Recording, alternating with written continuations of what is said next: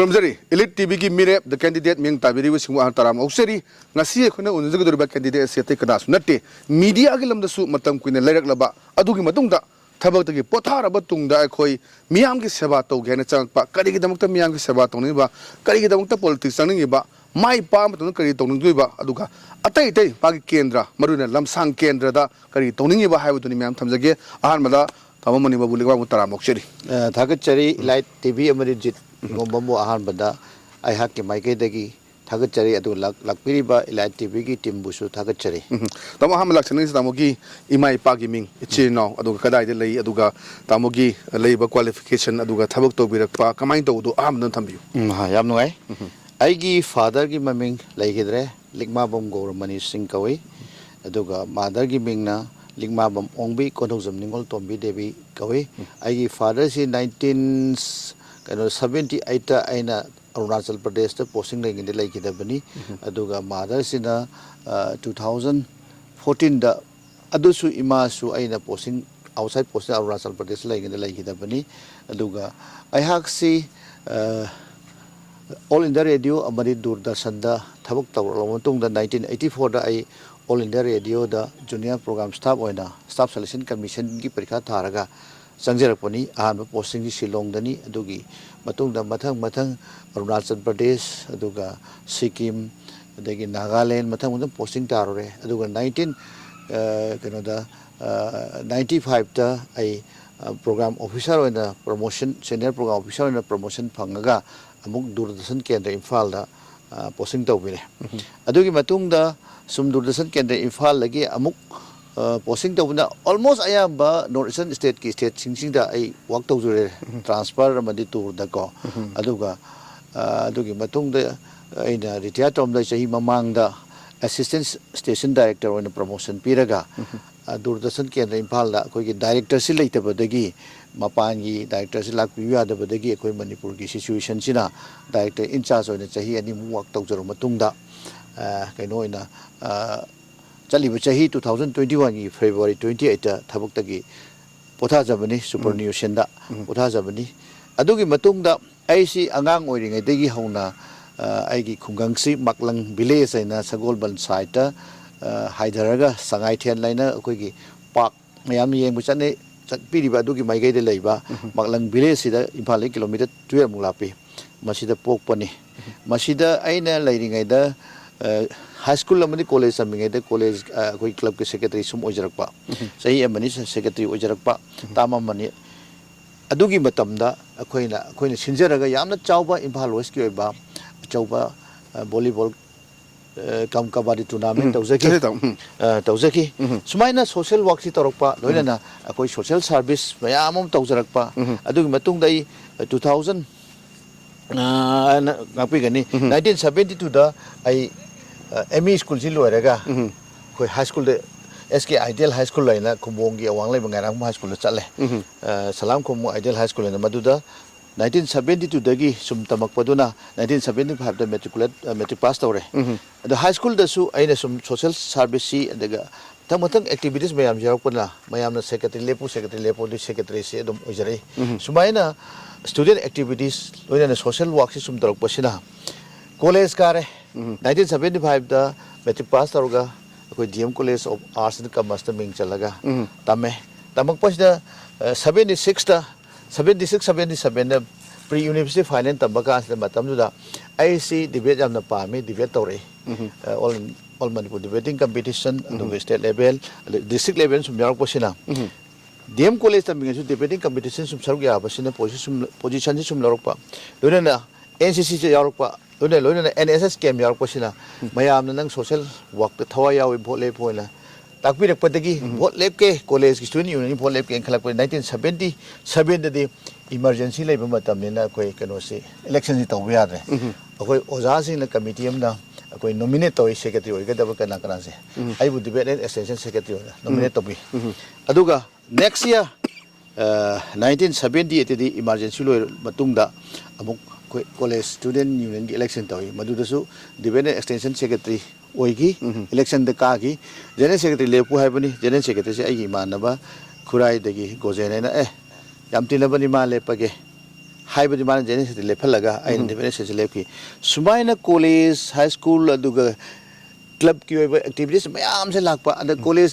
अखोइना college तमिगेसु अखोइगी खुंगंगी लमद पोकपनिना खुंगंगी छात्र ma'am से college Chatap कांद बस भरा सि पुबा ngamक्तब लेबा मदु अखोइना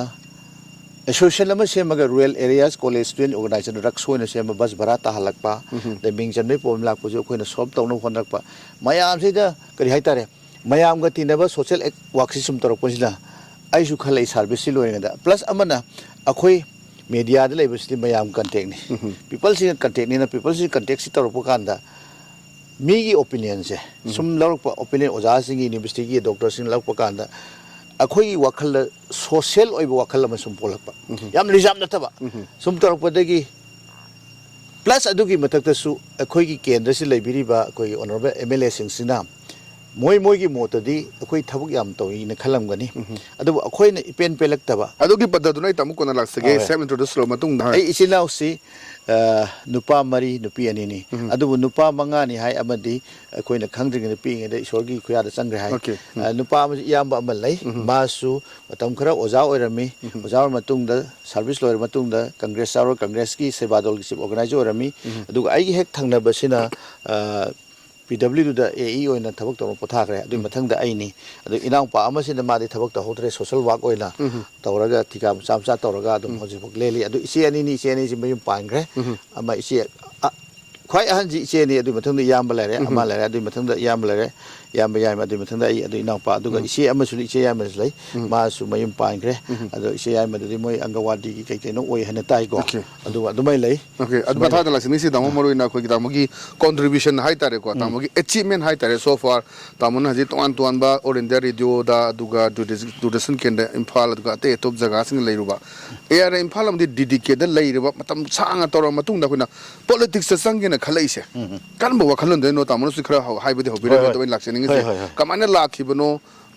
पॉलिटिक्स सि करिगि चंगनिंग इनो अदुगा हौजिक सि तामो खन दाजब कांग्रेस ता टिकेट ताने हेने ताजै अदु करिगि नमता कांग्रेस की इडियोलॉजी जे पामुन अदु थबियो ताम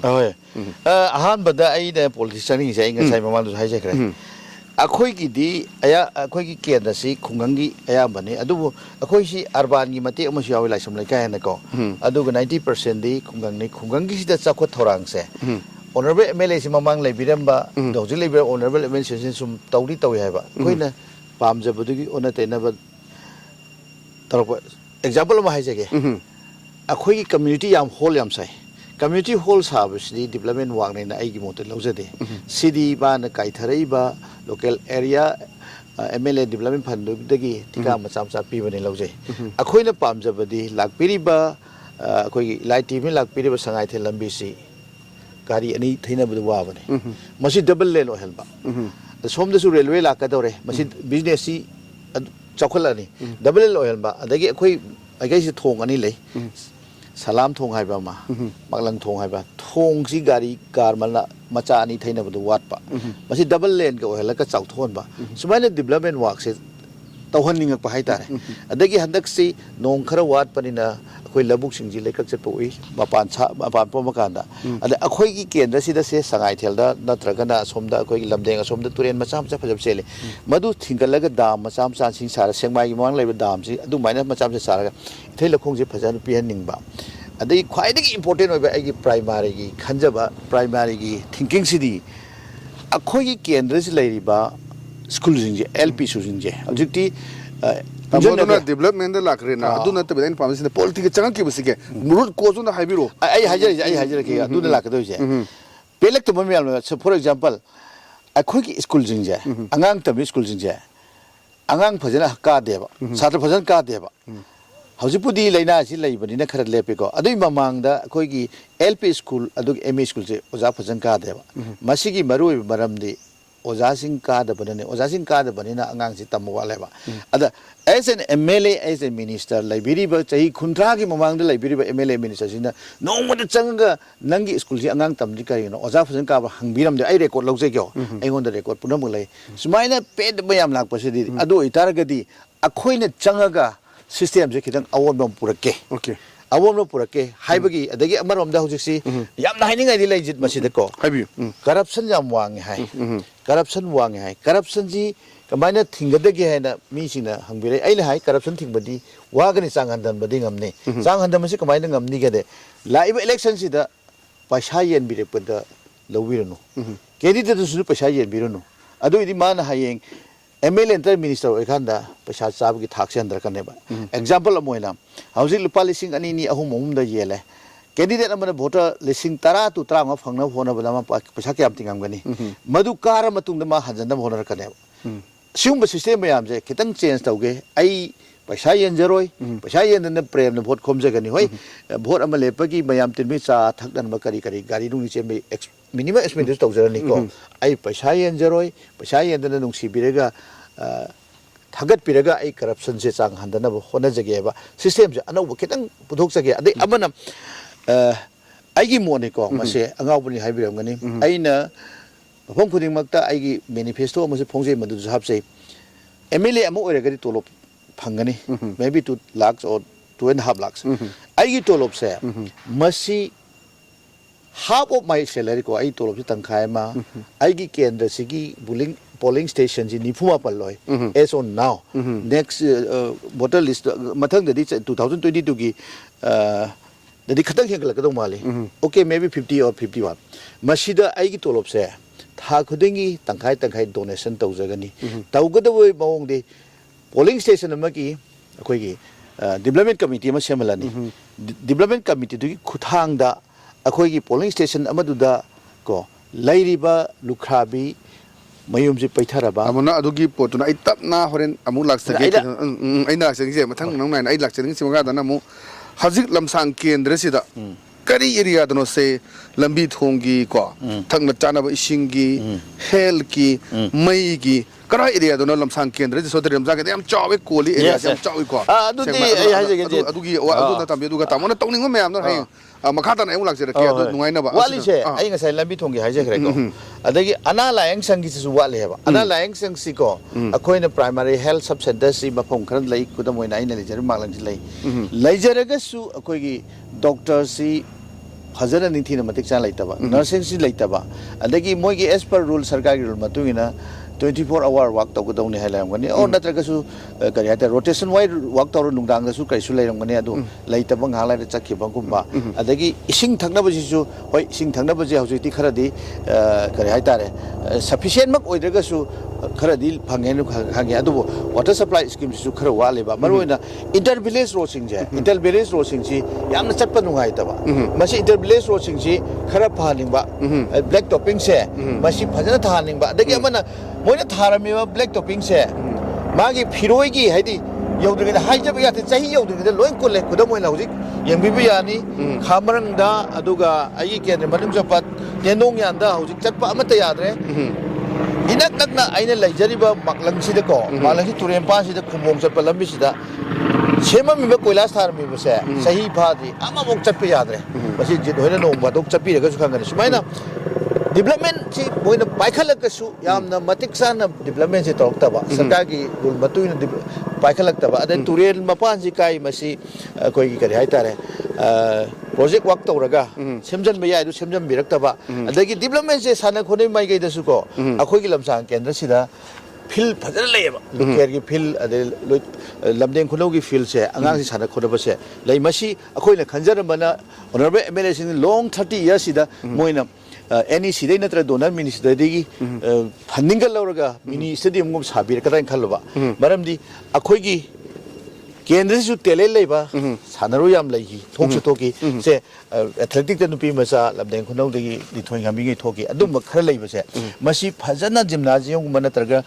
track and field gi stadium ga sabiraga mini stadium ga sabiraga di अखोई खंजर मंगनी को अखोई सु हाई कि MLA Singh like MLA Singh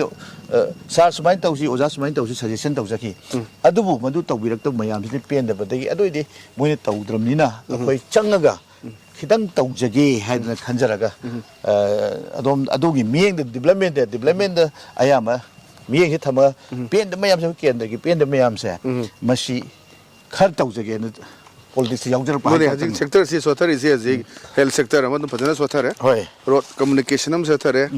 ko aduga lairiba si aduga ising sumu wale education su sotai aduga sotai habiu kari laire lamsang kendra sida an habiu education sector sida education sector inga sa haje ke bilni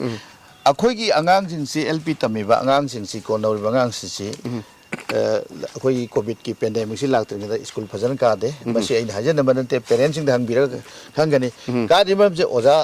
si ka de mam oja ka di basi akhoi honorable MLA sing sila oja kari ka de no kari tambino hangam dawa adu whereas akhoi gi amarom di si competitive comparison masu tau to biya roi town le ba ngang sina mama pa sina tayal halaga behan chal misal ko taman ba sumail adu oitar real le ba ngang sin siga town le ba ngang sin siga khena badi la ane ba adu khena badu aina thamning da ba akoi gi real gi angang sin sata sin su phajana ABC natara soro sara ko ko du phajana tamal ma khong de seng ga di moina gamengi service sang ge hona badasu natragasu mana gamengi service mak natragasu hayeng entrepreneur oina tholake haiba kanda larik haudagi yada bina adugumba yamna handaba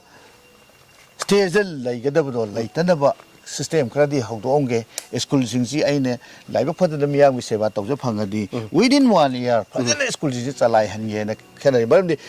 school chala hen me se jit ai motor di jit hoine chuhene khangbi ni human resources development netra human resources later ga di economy su chawkhloi society gi backbone oiriba education je chawkhatra ga di adum akhoi se handhara ka neba adugi mathakta akhoi aina khanjabam le rural economy haibasi akhoi gi labuk singsi low loina khawdo matungda akhoi ihang hang leibase masi akhoi na sarkar gi nonsiga department tairap tawra ko yang hangan taba tilau thaba ya gadan tilau thaba alu thaba ya gadan alu thaba ya jaga da alu thaba sumain hanga hun ba ya ba da hanga hun ba masigum ba se rural economy se chakhot di angang sing education da mama pa sin emphasis pi ba mo oidoi ne ba masigi matang da rural economy se yamna khang hai sing ta ni masi tau da ya dra ba amani hani ade ai gi innovative idea ma su leje akhoina hojik imung khuding ne silba yang gen sum se masi imung amade yang gen subsi ani na tahum jileba every household manipur gi masi yang gen subsi chingmai da phang bane ba why not akoi chingkhong chingya da leiriba labuk singsi da lau bada na tai char roi badu akoi thaba ya ba ai hang expert da thaba ya ga yani na adoi yang gen subsi thara ga di nupa amano chahi amada phajana paisa ji mai income ji lak pa ya ba adugi mathakta aina koina chachaba sida ko khoi kendra si campaign chapa sida khungang amada ok loi ba imung se yamna ahum mari le ba amana masa kun natra kun manga se poeba aina loan lo hangi loan phangde loan lo su pesa piu hai adu oitara gadi as an MLA akhoi gi adugumba entrepreneur du changa ba lok ok loiba yen loiba du phisu akhoi gi phisabi mayam se aina guide tawjaraga loan pina hona neba ojik sarkar gi di mudra lo lare SMS igi loan mayam amle pirege dani phajana project sa thagalak pada phajana training pira thagalak pada pirege daneba akhoi na mado lauda bane laudi si kari gino honorable MLA sin guide tawbide nei khalleba masi ai tawjage ne khalleba phajan tawjage adugi mathakta ai matang haijagi aina karagadi ai state atai gi sarkar singi like khara pajai magazine phaje aina karagadi ai gi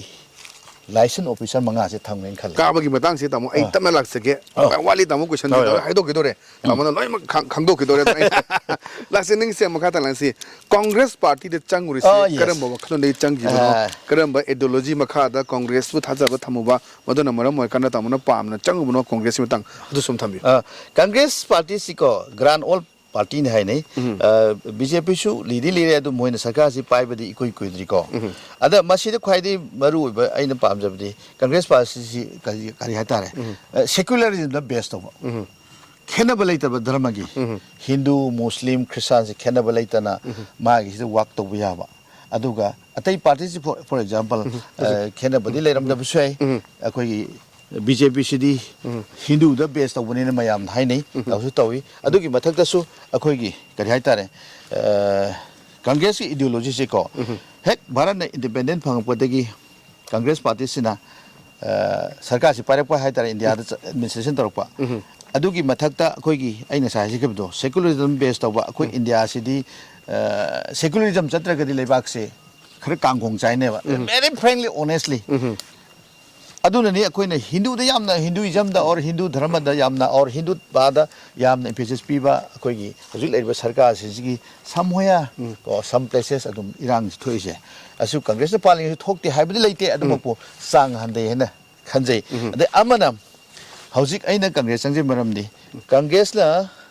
सुम येंगमु तमदा असोइबबदि लोइ लेको चिनगा खुदकसे कांग्रेस ना खरा मानबराइन खनबा हजिक लेरिबा सरकार सी हुंजबदी नसदे मोइसु अदु चिनगेट खुदकचे नांगथोखिबगा थबक तौथोरपगा खरा खेनबा अहानबदी अखोइसु BJP याम पामजरमी अहानबा BJP से India दा लाकपा अदु Manipur चामकंदा BJP सी याम फागदौ माले मोइ प्रिंसिपलदी भाईको अदु प्रैक्टिकली मोइ थबक तौरपादा खरा खेनबा लेबा नसागी मागी प्रिंसिपल दुगा थबक तौथोरैदुगा एग्जांपल अखोइगी जिरी लंबेसी एरोप्लेन ताया नम हाइगी अजि लेखों गागदा थोई अदगी ऑनरेबल कनोना सीएम ना अखोइदी थबक तौदरदि तौरोइदबा थबकता वांगांगोय बलोय हाइगी अदु मोय गांथोकदे थबक तौरपगदि खेनबा सुमाइना खेनबा मयामसि लाकपदा आइना चंगमदाइदा करम पार्टी चंगसिगेना खलकप कांदा कांग्रेस इंडिया तौरकदोसिदि वर्सेस सिदि बीजेपी अमनि कांग्रेस अनिसिदनि अदुना कांग्रेस सी गसाइगी सेक्युलरिज्म बेस तौबा अदुगा पार्टी सु लीबा अदुगा मोइना तौरकप थबक सिंगसि अखोइना सिंथानिङाइ ओइबा खरा लेबा असोइबबदि पार्टी खुदिमकि लै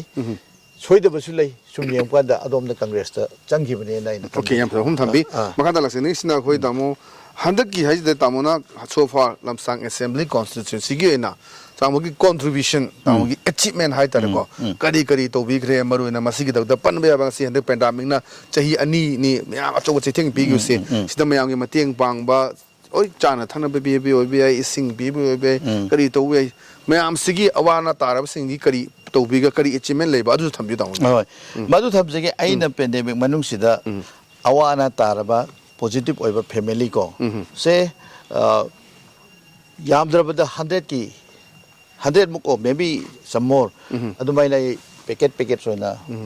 पांगजेकी अदुगा समवेयर अकोइना अदु पीबा ngam मतमदन पैसा होना पिजरमसु यावे अदु तवदबु आइगा हाना लाइबिरमबा सोशल वर्क एमएलए से खेनबा मंदि लेरे कैनोदि मोइना हाना एस्टैब्लिश तौरगा लाइबा एमएलए मिनिस्टर होइबा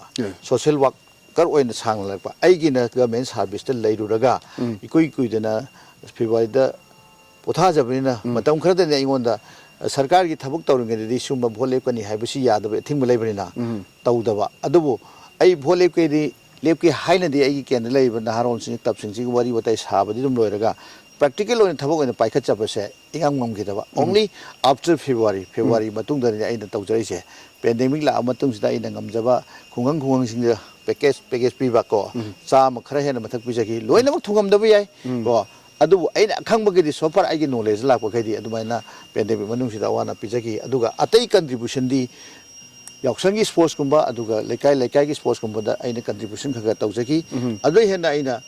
तौबा ngमखिदे हाइबगी अथदि आइना ngasai सर्विस लेबना यामना एकता 50-60-70% अदोमदा चंगसेलगा तौबा ngमगिदबा आई भोले पदमनि अदुनि तौबा ngमगिदबा अदुमदि अथिंग कोइना रेस्ट्रिक्शन हाइतारे अदुमदि खरे लेगी अदुबु रिटायर तौर मतुंगसिदा आइसु पिकअप से तमना तौरगा मयाम ग लमजे दु मीना हांदोखरसु ताननबदि आई होनजरी हाइतारे ओके हम हम दंबी आई मरक सिदा अटेन ब्रेक में लोजे ब्रेक की मतुंगदा तामो मनिबाबु लिंगमाबम ना कोई मखाता ना कोई मिखल सिदा पाई पाइन खलदी कई तोगदगे अदु हजि लेबा सोशल इश्यूज म्याम ड्रग की इश्यू लेबा अदुगा कोई एजुकेशन की लेरो म्याम सिंग सिदा वरी तांदर मतुंगदा माना केंद्र की प्रजासना करी हाइनिंगबगे हाइसु म्याम थमजगे सो व्यूअर्स अटेन ब्रेक में लोजे ब्रेक की मतुंगदा याम थनम हंजरके कोई वैक्सीन का प्लेस है कोई वैक्सीन का प्लेस है हानि के पक्षी सौखत पोथा हंजिलसी जाति जाति खाई देन कोरोना लांचंग ठेंगरसे कोई वैक्सीन का प्लेस है कोरोना दिनम पंछी सौखत माई कईदा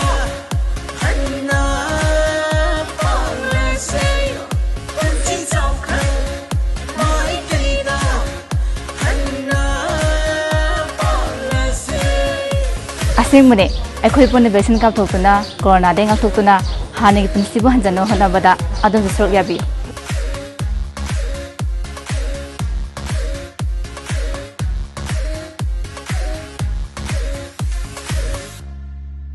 break matungda mayam taram okchari aina tamoda makhata laksini sinna tamo mon by chance mikal sida tamo si mai pa and khalasi mai pa matungda lamsang kendra gi oina first priority oida pa ke da thausi kari no at the same time Manipur state ko ina as the elected amoina member of legislative assembly amoina kari togena khali kari plan le thambiu yam nungai jet aina su haije dingba wafam ne aina kari gumba handaki mikal sida lakada 2022 gi mikal sida mai pa agadi ai ahan ba kwai digi han pai ka kadab de ai kendra leiriba ko gi angang school tam angang je fajana within 1 year fajana like taman ba fajana oja kahan ba fajana mana takpi ke daba man tambi ga do kahan ba koi organize tawni adu campaign tawni anga school kahan bi hoina maram de ai gi mota like tam hodra ga di like tam bai human resources ni miu ba samaj sengolak na mani khunai amagi yanglen charu oi ba education je chakhot hodra di samaj se khunai se chakhot pa yaroi na khanjai maduna khwaidagi ahan priority oigani masina priority oina thamge khali maram amana hauki ba chahi kaya asida ko laibiri honorable MLA singsina ngasi phau da LP school da natra ME school da changaga angang ni thina like tammi bra haibase ying bide habe record se aina aingon da laijai aina record lawi only thing haujikta NEP gi new education policy la akanda school building khara senran bagi wani kara punjal lakpai wani otherwise mamang da like how's pudi as of now COVID ki pandemic si lai bune anga school kana de adui mamang da school sing je government ki school si angang ka da khoina khoi club se angang sing se na chhatra si khome ming chala rao angang ka ro na masi ki ye mari am ga da maram de society am sa ko si hai ta lai lai so heu da ya de adu masi ai priority ni ani subada khoi health sector se akhoi ki primary health sub center lai sing je khongang si khongang khuding lai badi ngam de lai su lai te khara khungang amani gi marakta lairiba primary health sub center sing se khoi maklang da amalai ko masi phajana mapum phana function ta honba adugi doctor nurse sing phajan ka hanba maramdi akhoi sidigi hospital yam lapi jenim sa tarim se yam lapi nungdang da angang ama mong na ama angang unadori haiba kan da farabra ola kan da khara lairiba imung da di okto amu wai si ko chen chen ni paisa le jada bani na wai phangdab su ai gari leitab su ai adun health sector da ahan ba first aid pibo ina pukhalaga di moina ambulance ga tawra pukhalaga adum lambi da khudong ti ba thok ta bu su ai maru ana maramadu na ai health sector se ani su ba kan oina thamjagani ande ahum su ba da ai aina khanjari chi ai kendra gi oina ko rural economy se sakhon ba rural economy sakhon ba si kamaina ta ho gada ge da agi mota akhangai singu ta na jakini ko akhoi thailo khongje fajana matik sana semaga ising tarak taba ising nong ising tarak taba matamda akhoi kendra sinda kano lai tare turen macha macha lai kudam oi hajar longa koreng gi lok mamang si lok singje da macha saraga akhoi ising si piba da ko akhoi gi throughout the year se labu si ising phagan ba yai maduna rabi crop ki dana kharif crop ki dana tana rabi crop ki mana ba sing tha ba da akhoi kano singje fajana ising piraga fajana rural economy se sakhoran ba yai adu rural economy sakhoran na ba akhoi gi chinghong chia da lai riba sangai thel sida chingdei puthorok pa mana masing yolan gani bazar dei pusalakpa pochei yolan gani market set am sabini asom da su ai ken lai ba awang lai ken da bi natraga na akhoi gi lamsang bazar sida council of dei pukhalakpa impa aduga imphal le putharakpa pochei je exchange tawnaraga rural economy sakhoran gani rural economy si sakhoran hona bada akhoi labuk labang sing se akhoi isang sang na mana masin kobi hangam adu alu se thaba yana na ba akhoi department gi ai sing tanaraga rabi ko gi se maru man thang se lautharaga tauge haduna ai gi kari haitare line of action je line of works to be done to be taken up se ai hojida hol semba hojare sini gi priority khara je adagi yamna aina thamjaning ba mana ai si like tambi ga da ning mathungakte tuition tawba phangte financial condition khara wabina aina akhoi kendra si zone ahum thona khaidoke khaidoi khaisu haitoi south zone da ai lejai central zone da lamsang lamdeng khuno sai si lei mayang langje north zone da awang laikin da bi awang posangbam asongi maharabi lei zone ahum sigi free coaching center se zone amon thamge aduga class 10 12 thamga thagadaba satran se free coaching aina chahi amada lakh manga changasu lakh tara changasu aina MLA amoina power lairagadi power du paijiragadi chahi chupa coaching je ai class 10 thagadaba 12 thagadaba se zone ahum se coaching centre से हांगा चाही चुप पिजंग खाले अइना ngasai lakse ke education chakot society se mangane da akoi kendra se laireba yam laireba laibani na akoi tuition to bangam jadaba laiba adu aina free da coaching ban se ai wasak ni dei atopa amasu aina pamjaba amsu lai ai ngasai mamang du sai ai tolop se tangkai ka chagani tha khoding polling station nimphuma pan si da ko development committee ama semal laga ko madu kuthang da ai ki tolop se tangkai ka chagani aduna aina ai objective na polling station amada lairiba lairaba lukhabi yum paitharaba letin sangam jadaba macha masu lai tang ngam dabado lak amaduna natra lak ama makhaina lupa lising kun gundang pibiraga ko magi yum du tin kupiba letinu sabiba sumaina ai tawjain khali maram di ai laksai di ai paisa yamna taning bagi MLA oijage khanmana te ade amana atopa mana local area development fund je mashi transparent yamna transparency leina utilize tawge development committee kuthang da ina khanjai aduga masida aina tawning ba masulai mayam transparency kamai to ohani hairkani yes ai formula am laije akhoi gi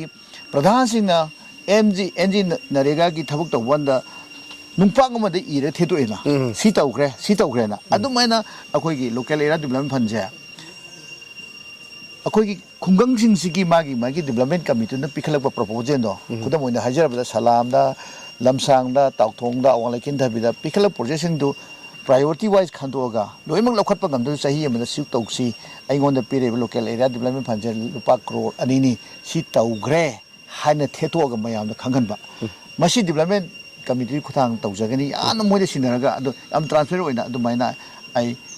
Kara Kanjari Tawangamba Namda Baidudi Aina Power to Piragadi Sweden Tauzagana Kanjari I yumnam the Saningba Billiam the Salingba Loyam Lanami Wakala Laksavana Seva a coin of politics Taugan Tauda Jet I say who Busser says who Busser Jatavani maybe only 10 years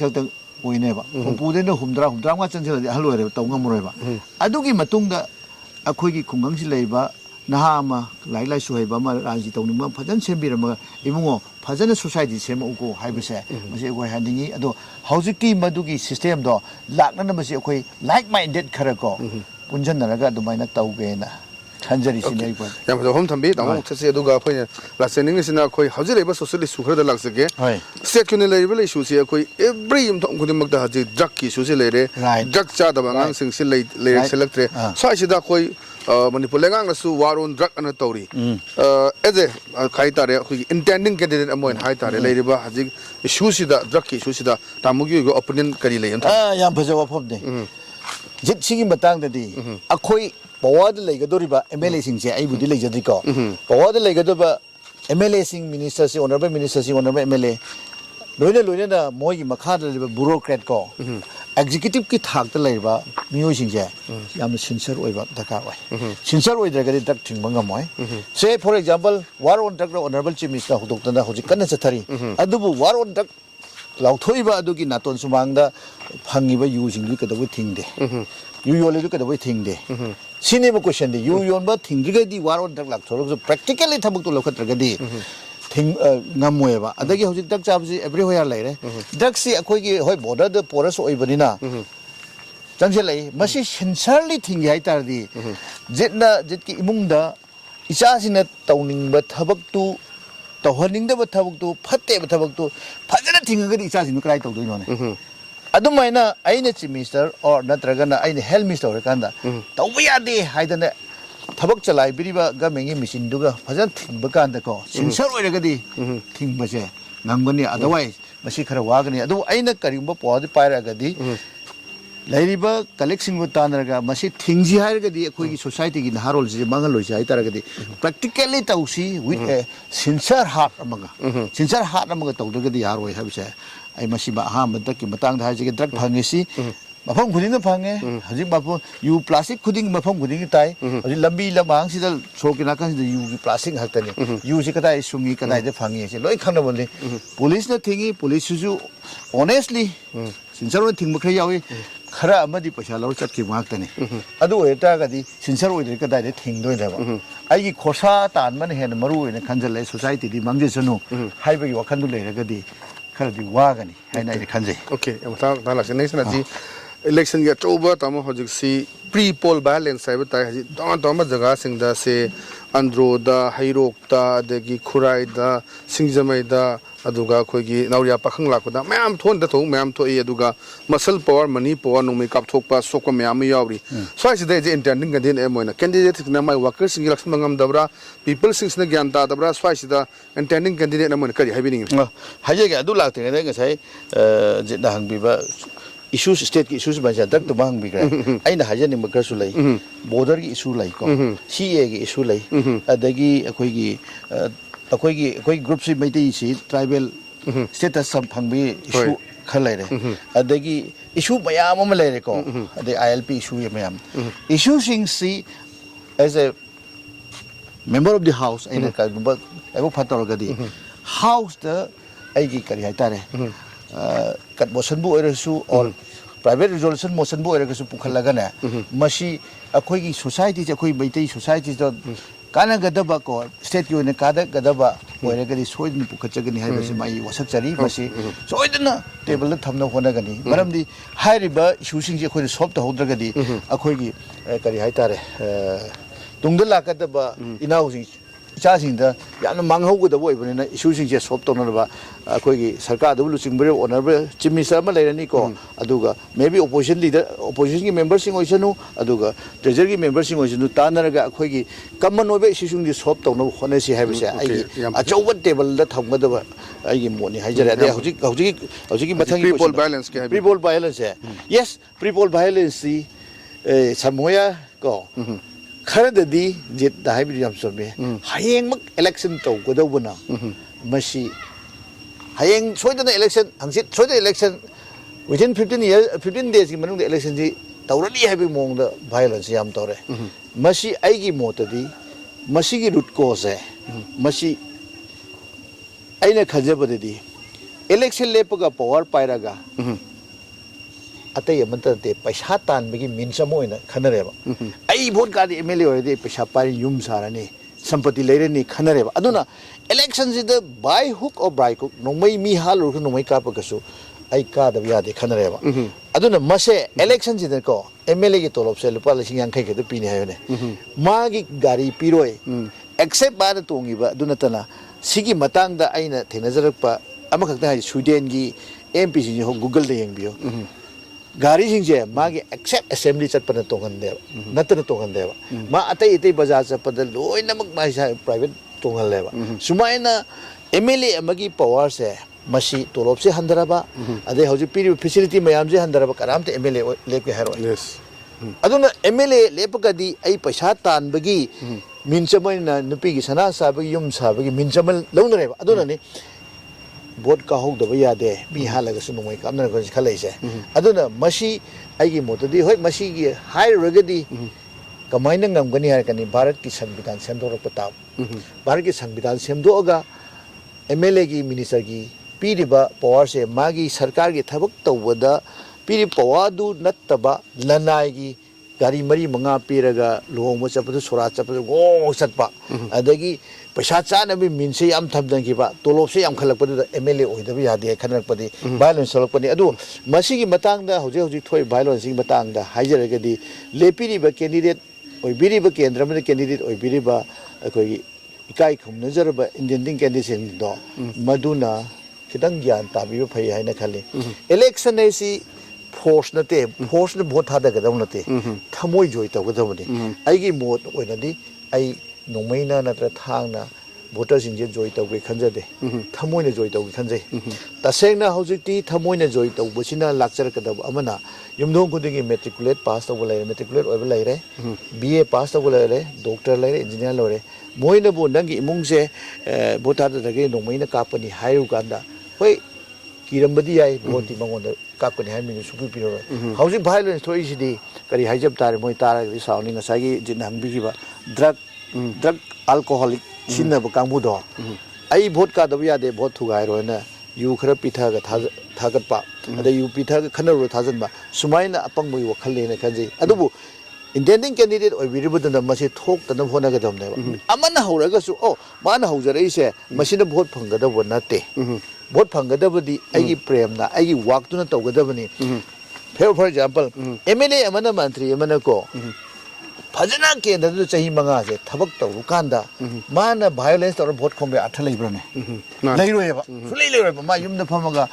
sar nang di tamo nang di fajan thabak taw nang adum pham lei okhoi nang gi damak ta vote khomge na yamna peacefully yamna coolly vote khomga dom le ba thabak ta hogda ba the vote ka da ya de hai ba kangbu jing na violence taw ko ne se ai laujai aduga ai gi damak ta di violence se ai tawjaroi mina tawura ga su tawbiganu har kani ai haijane taw aduga tawbiganu har ga su mina sum illa gadi mari mangai le phalang amna phalang du da ngara ga ai su ilak ta ba adugi wakhal lai adu yari makai di ai gi sai tai gi su masi wa pham je ai request taw je appeal taw sari violence taw roi si hai ba se masi thamjage adu violence taw si di ai ga sai je ki do ai si paisa tan bai min chamo ena MLA oi da biya de khalak pani na violence taw ko le ba ai bum ning siragadi bo se soin pirakani violence taw roi si amadi ai violence taw jaroi habse akoi intending candidate honorable intending candidate khudimna khanda biba chumme na ga hom dame matam sule sele sele bula mangoi na thamjeni ke damo maroi na khoi media da lerak pase media da lerak pasna election chang akanda of course hajik chemin so so khoi media da gi hogi bani taw media da gi horak pasgi na politics salak pasida adum khara phayena khanbra aduga mikhal sida kadai phawda damo mai pak ni habi thajabale media na leiba si election chang bu yamna help to in khanjai aina chacharu buda ai kendra si ko chacharu buda ai khungang gudi house campaign chapa da ure da khange da hai aina media da leijar budo adum bagi advantage yamna phajan leijai aduga media da leirubi kana ba mana ai ngon da ego si ma su lei leijade media da leiba maram di jidoi na khangbi de budo media da leiba ego leiba yade jidoi gi ELITETV da kanam changjara ke kanam program to bi have nang chang kanu ya kiro haro gadi la roi mi do mi lak tra gadi ELITETV fail hoine ba likewise doordarshan ju mi lak tra gadi fail hobe organization de ba artist lak tra ba wangang binam lak tra ba sei sakpune lak tra gadi fail hoide organization de ba aduna akhoi gi wakhal lai ji mi khuding mak chap mani hara horang ta yam ta amna khang de ba kaya do akhoi ne yani yaro edu phajana explain to biraga madu gi experience ma lai bani na igon da yamna helpful to wi haina aina khanjai aduga mathangi mikhal gi mai pak basi ai soidana 100% mai pak kan ne khanjai karigumba isona chambin congress ki ticket se masi pibiraga di ai 100 to 100 mai pak kan ni phajana mai pak kan ne na aina khanjai soidana pak kan ne khanjai baram di hauji lakadoi si honestly taraga di sauni hauji laiba sarkar asiga mamang da pan gi ba sarkar do competitive tawna mayamna kari haitare evaluation to bahai gadra natraga na assess to bahai gadra congress lakning boi wafam amusu dum akoina ta da banate masi aina congress election ni hai jabanate ko common people sin hairak pado adu haija bani aduna congress ta ina ticket phangaga di 100% mai pa kani ai khanje okay rasulak pada roi bana lamsang kendra gi praja sinda tamogi makai dagi kari haining ba maram di mikhal thengna ga dori bani ELITETV khutang da lamsang kendra gi praja sinda kari wahum thamina thambi yam nugai aduni aina hajaning lamsang kendra gi praja sinda ina khulona hajaning badi handaki election sidadi paisa yela vote ka han biginu aduga lepi ba candidate singje moigi mamang da lagi performance magi character magi behavior nainabiu karigumba Manibabu Likmabam su nainabi matamda phattaba oiramaba ko vote thada bigenu ai vote ki bikhani jaroi karigumba praja singna pambira ba ko ai bu thagat pi ke khallagadi ai character mamang da aina laijaram ba organization media house laijaram mi buda ai karamane tawgi paisa cha gi bra mi thina chai gi bra ai gi lamsat beba nupi anganda lamsat beba phajaki da laibra haibu yengbiu aduga loinana aroi boina hajening badi karigumba thulaiba candidate mari manga se masi assembly da chat khraga karamba mina karamba candidate na assembly da khoi state ki loina kendra gi problem hiram khuding musi issues mayam se face to wangam gani haibu se khanbiu khanbira matung na nainabi matam vote pibiu karigumba nainabi matam da aise matik sadi haina lobiraga dai jit ai vote lepcharoi adum vote pibiu jai jaroi karigum matik sai haina khanbiraga di lamsang kendra gi nungsireba praja sing ipa ipal singna aibo amuktang power si paihan biraga aina khanjari ba praja gi seba taujage haibase masima thamjari aduga aroi boina masita hairaga di candidate sina sarpa suai jit akhoi gi di akhoi ji bharat constitution की मतुंग इन भारत की लेगाक मनुंग ले बनी भारत की लेगाक मनुंग दे लेरगा दी अखोई की loan Manipur सिंदा अखोई चलाइबे यारोय आइन ꯀꯔꯤꯒꯨꯝꯕ ꯚꯣꯠ ꯀꯥꯔꯦ ꯑꯩ ꯃꯟꯇ꯭ꯔꯤ ꯑꯣꯏꯔꯦ ꯄꯥꯏꯔꯤꯕ ꯗꯤꯄꯥꯔꯠꯃꯦꯟꯗꯨꯒꯤ ꯁꯦꯟꯊꯪ ꯂꯧꯒꯦ ꯍꯥꯏꯇꯥꯔꯒꯗꯤ ꯗꯦꯜꯂꯤꯗ ꯆꯠꯄ ꯇꯥꯕꯅꯤ ꯄ꯭ꯔꯣꯖꯦꯛ ꯃꯌꯥꯝ ꯂꯧꯊꯕ ꯇꯥꯕꯅꯤ ꯃꯤꯅꯤꯁꯇ꯭ꯔꯤ ꯀꯌꯥꯗꯒꯤ ꯄ꯭ꯔꯣꯖꯦꯛ ꯃꯌꯥꯝ ꯂꯧꯊꯕ ꯇꯥꯕꯅꯤ ꯑꯗꯨ ꯑꯣꯏꯔꯒꯗꯤ ꯑꯩꯅ ꯃꯩꯇꯩꯂꯣꯟ ꯉꯥꯡꯉꯨꯔꯒꯗꯤ ꯄꯥꯎꯗꯨ ꯐꯥꯎꯅꯔꯔꯣꯏꯕ ꯑꯗꯨꯅ ꯃꯁꯤ ꯚꯥꯔꯠ ꯁꯪꯕꯤꯙꯥꯟꯅ ꯄꯤꯔꯤꯕ ꯂꯣꯟꯁꯤꯡꯁꯤꯒꯤ ꯃꯅꯨꯡꯗ ꯍꯤꯟꯗꯤ ꯅꯠꯇ꯭ꯔꯒ ꯏꯪꯂꯤꯁꯇꯣ ꯐꯖꯅ ꯈꯪꯕ ꯀꯦꯟꯗꯤꯗꯦꯠ ꯑꯃ ꯑꯣꯏꯍꯜꯂꯒ ꯑꯩꯈꯣꯏꯒꯤ ꯄ꯭ꯔꯣꯖꯦꯛ ꯃꯌꯥꯝꯁꯦ ꯆꯥꯎꯈꯠꯀꯦ ꯍꯥꯏꯇꯥꯔꯒꯗꯤ ꯃꯅꯤꯄꯨꯔꯒꯤ ꯄꯩꯁꯥꯅ ꯆꯥꯎꯈꯠꯄ ꯉꯝꯃꯣꯏ ꯃꯤꯅꯤꯁꯇ꯭ꯔꯤꯒꯤ ꯄꯩꯁꯥꯅ ꯄ꯭ꯔꯣꯖꯦꯛ ꯃꯌꯥꯝ ꯂꯧꯊꯔꯒ ꯃꯗꯨꯒꯤ ꯄꯩꯁꯥꯅ ꯗꯤꯕꯦꯂꯞꯃꯦꯟ ꯇꯧꯒꯗꯕꯅꯦꯕ ꯑꯗꯨ ꯂꯧꯊꯕ ꯉꯝꯕ ꯂꯣꯜꯂꯤ ꯐꯖꯅ ꯈꯪꯕ ꯑꯥꯔꯒꯨꯃꯦꯟ ꯐꯖꯅ ꯄꯤꯕ ꯉꯝꯕ ꯀꯦꯟꯗꯤꯗꯦꯠꯇꯣ ꯃꯗꯨꯗ ꯚꯣꯠ ꯄꯤꯕꯤꯌꯨ ꯍꯥꯏꯕꯁꯦ ꯑꯩ ꯂꯝꯁꯥꯡ प्रजाꯒꯤ ꯃꯤꯄꯨꯝ ꯈꯨꯗꯤꯡꯃꯛꯇ ꯀꯦꯟꯗ꯭ꯔꯁꯤ ꯂꯩꯕ ꯃꯤꯄꯨꯝ ꯈꯨꯗꯤꯡꯃꯛꯇ ꯈꯨꯠ ꯂꯣꯟꯅꯅ ꯈꯨꯔꯨꯝꯖꯔꯤ ꯃꯉꯥꯏꯖꯩ ꯇꯥꯃꯣ ꯃꯥꯏ ꯄꯥꯛꯄꯁꯨ ꯑꯣꯏꯕꯤꯌꯨ ꯏꯂꯤꯠ ꯇꯤꯚꯤꯒꯤ ꯃꯥꯏꯀꯩꯗꯒꯤ ꯃꯥꯏ ꯄꯥꯛꯇꯅ ꯇꯥꯃꯣꯅ ꯄꯥꯡꯊꯣꯛꯅꯤꯡꯕ ꯗ꯭ꯔꯤꯝ ꯄ꯭ꯔꯣꯖꯦꯛ ꯃꯌꯥꯝ ꯂꯩꯔꯤꯕ ꯃꯌꯥꯝꯁꯨ ꯄꯥꯏꯈꯠꯄ ꯉꯝꯕꯤꯌꯨ ꯍꯥꯏꯕꯁꯨ ꯏꯂꯤꯠ ꯇꯤꯚꯤꯒꯤ ꯃꯥꯏꯀꯩꯗꯒꯤ ꯊꯝꯖꯔꯤ ꯉꯁꯤꯒꯤꯗꯤ ꯑꯗꯨꯝꯕ ꯏꯂꯤꯠ ꯇꯤꯚꯤꯒꯤ ꯃꯤꯔꯦꯞ ꯗ ꯀꯦꯟꯗꯤꯗꯦꯠ ꯃꯇꯥꯡ ꯑꯁ꯭ꯋꯥꯏ ꯂꯣꯏꯁꯤꯟꯖꯔꯦ ꯃꯊꯪꯒꯤ ꯑꯦꯄꯤꯁꯣꯗꯇ ꯇꯣꯉꯥꯟꯕ ꯀꯦꯟꯗꯤꯗꯦꯠ ꯑꯃ ꯎꯅꯔꯒ ꯃꯥꯅ ꯀꯔꯤꯒꯤ ꯃꯤꯈꯜ ꯊꯦꯡꯅꯒꯗꯧꯔꯤꯕ ꯃꯥꯏ ꯄꯥꯛꯀꯥꯟꯗ ꯀꯔꯤ ꯇꯧꯅꯤꯡꯉꯤꯕ ꯃꯥꯒꯤ ꯀꯦꯟꯗ꯭ꯔ ꯀꯩ ꯇꯧꯅꯤꯡꯉꯤꯕ ꯁ꯭ꯇꯦꯠꯀꯤ ꯀꯩ ꯇꯧꯗꯧꯔꯤꯕ ꯍꯥꯏꯕꯗꯨ ꯃꯌꯥꯝ ꯄꯥꯎꯗꯝꯖꯒꯦ ꯉꯁꯤꯒꯤꯗꯤ ꯀꯥꯏꯅꯅꯕ ꯌꯥꯊꯪ ꯅꯤꯖꯔꯤ ꯄꯤꯅꯕꯤꯔꯁꯤ